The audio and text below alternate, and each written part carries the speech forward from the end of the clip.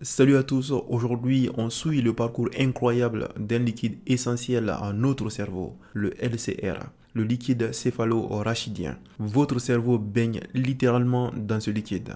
Mais d'où vient-il? Où circule-t-il? Et où va-t-il? C'est ce que nous allons découvrir ensemble dans cette vidéo.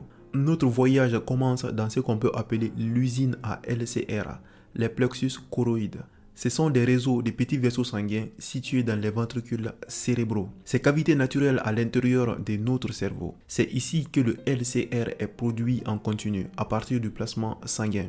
Imaginez des petites usines qui filtrent le sang pour créer ce liquide cristallin et protecteur.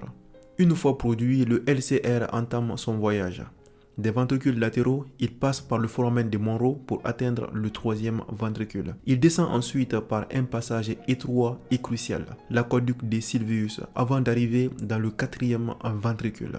C'est ce qu'on appelle le système ventriculaire, la véritable autoroute centrale du LCR à l'intérieur même du cerveau. Arrivé dans le quatrième ventricule, le LCR doit maintenant sortir du système ventriculaire. Il emprunte pour cela trois sortes de sorties. Le trou de Majandi au centre, les deux trous de Luschka sur les côtés. Ces ouvertures permettent au LCR de quitter les ventricules pour entrer dans l'espace qui entoure directement le cerveau et la moelle épinière. Le voici donc dans l'espace sous-arachnoïdien. C'est ici que le LCR remplit ses fonctions essentielles. Rôle mécanique, il fait flotter le cerveau comme un coussin anti-choc. Rôle de protection, il amortit les chocs et les vibrations. Rôle métabolique, il participe à la nutrition et à l'élimination des déchets. Le cerveau et la moelle baignent littéralement dans ce liquide protecteur.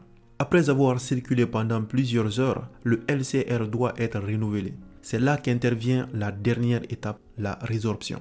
Au niveau de la voûte du crâne, des structures spécialisées appelées granulations de Pacchioni agissent comme des valves de sortie. Elle filtre le LCR et le renvoie vers la circulation sanguine, complétant ainsi le cycle. Récapitulons le parcours complet.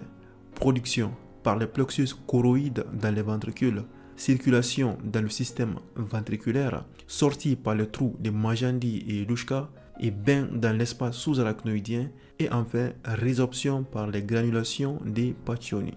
Et le lien clinique crucial. Si ce circuit est bouché en un endroit, par exemple au niveau de l'aqueduc de Sylvius, le LCR s'accumule dans les ventricules. C'est ce qu'on appelle l'hydrocéphalie, une dilatation des ventricules qui peut être très grave.